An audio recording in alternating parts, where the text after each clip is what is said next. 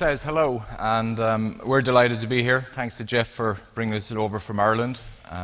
It's an opportunity which we will cherish.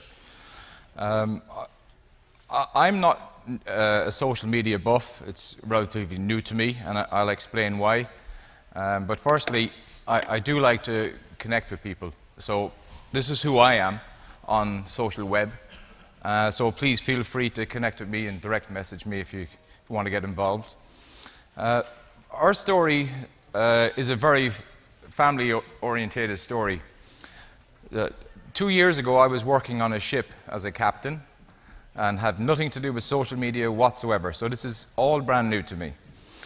It all started when these are my two kids, Saoirse and Liam. Liam likes to kind of hide and sneak out, but he's a good guy. But this was probably one of the worst days of my life in 2009. Our little girl got diagnosed with a very rare and fatal disease called Batten disease, which is something that gives you a perfectly normal child and then takes the child away from you in a horrible way. But we were told there was no hope in Ireland, but I don't do the word no very good unless it's got a K and a W at the end of it. So I just said, okay, we have to try and do something. So what we'd done was we searched the internet to try and find a bit of hope to save our kids. I mean, I'm sure out there's many, many parents and people who have little people in their lives, and they really, make your life more fulfilled. So going along with Jeff's theme for the conference, which is the humanization of brands, I had the reverse. I'm branding humanization for a mission. We're trying to save kids' lives, and initially it was trying to save my two kids' life, but now it's grown.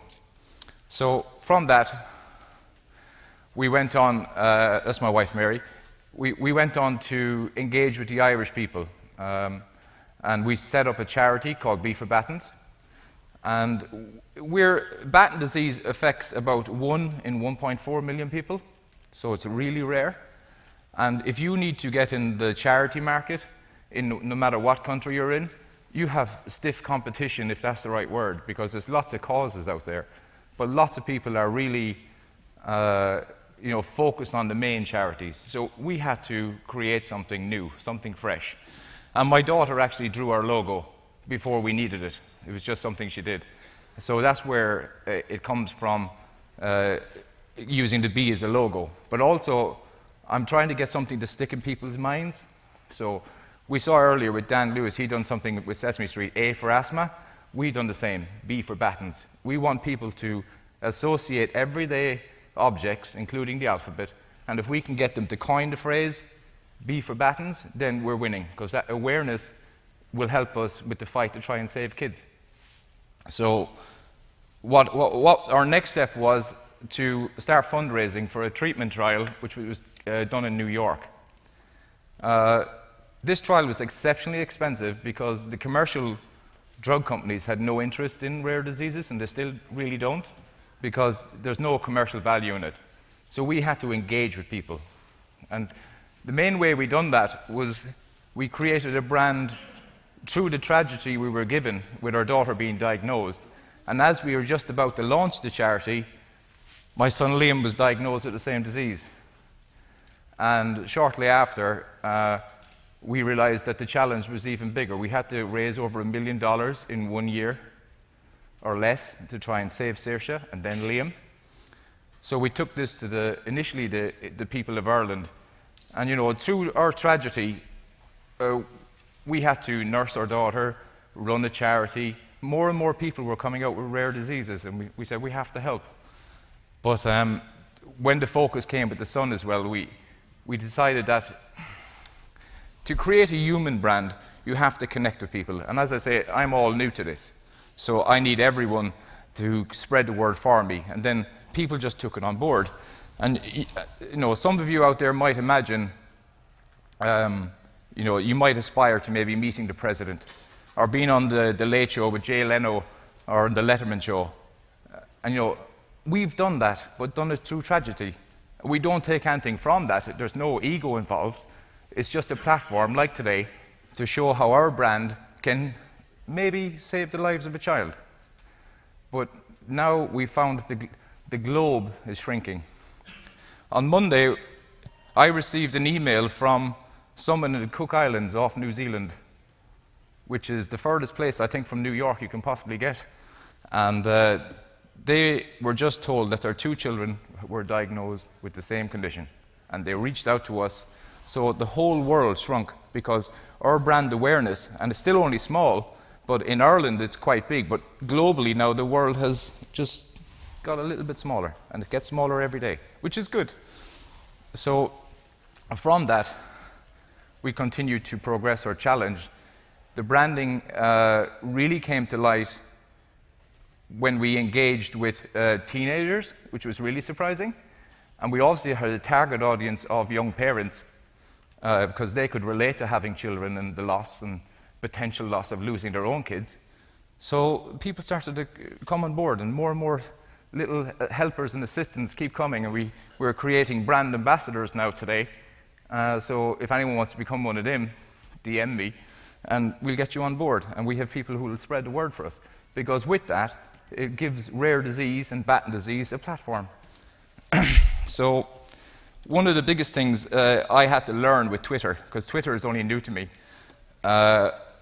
because I didn't really get it to start with. But if you use, like Mark Twain, he was trying to describe what I think was a soundbite.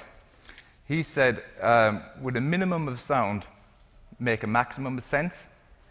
And 140 characters, you can do that. And if you can engage with someone for just 3 minutes, that's normally how much I need to see if someone will want to support us or not, or want to donate to us or not, or want to follow us or not.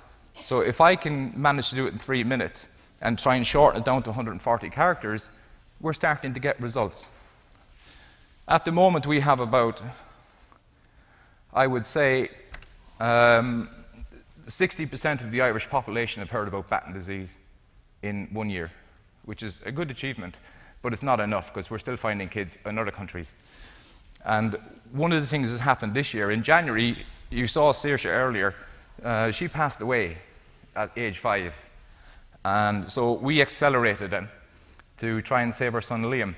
And this is Liam. This picture was taken on the 3rd of May in New York, 4 hours before he had brain surgery. And we were in the waiting room in Cornell, and they said, you can't use a phone. So I actually tweeted what was happening and how I was feeling during him having brain surgery.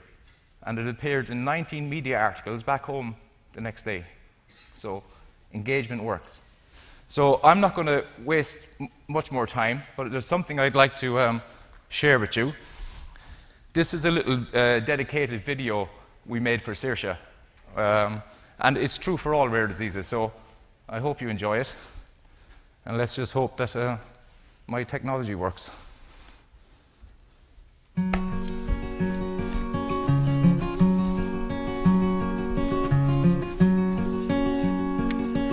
This is a story. He went to sea, A story of love for the day. He wanted to know and of life. what to say.